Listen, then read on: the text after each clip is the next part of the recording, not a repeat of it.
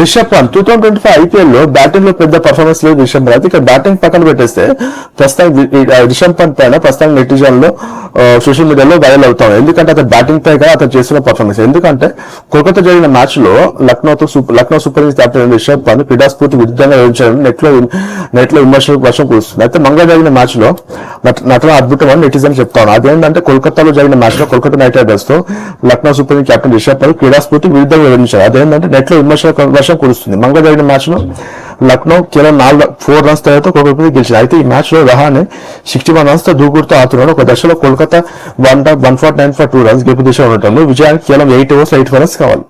ఈ టైంలో కోల్కతా మంచి ఫామ్ లో ఉందన్నమాట. అయితే వాళ్ళ యొక్క ఏకాగ్రతం దెబ్బతీయడానికి కేవలం 13th ఓవర్లో బాల్ వేయడానికి సిద్ధమైన షాదుల్ ఠాకూర్ పంత్ రన్ నొప్పి అంటూ మెడికల్ టైం అంటూ తీసుకున్నారు. దీంతో కోల్కతా బ్యాటర్లు ఏకాగ్రత చేరిపోయి మరోవైపు వ్యూహాత్మకంగా వైడ్లు వేసిన షాదుల్ రహానే అవుట్ చేయడంలో తలబడిన కోల్కతా గెలుపు వాకిట్లో బోల్తో పడింది. అయితే పంత్ దొంగ నొప్పితో కోల్కతా లైన్ దెబ్బతీస్తారని నెటిజన్లు ప్రస్తుతంగా ఆరోపిస్తారు. గత ఏడాది T20 వరల్డ్ కప్ లో ఫైనల్ లో కూడా దక్షిణాఫ్రికా జోడిని అడ్డుకోవడానికి పంత్ ఇలాగే మోకాల నొప్పి ఆటి నాటకం చేశారని చాలా మంది ఇక్కడ గుర్తు చేస్తా ఉన్నారు. అయితే ప్రస్తుతానికి ఏంటంటే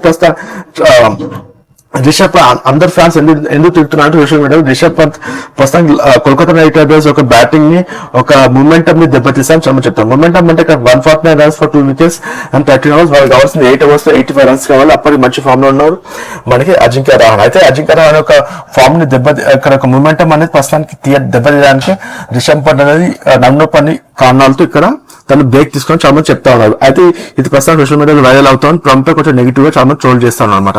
నా వీడియో నచ్చితే లైక్ చేయండి, సబ్స్క్రైబ్ చేయండి. Thank you friends, bye.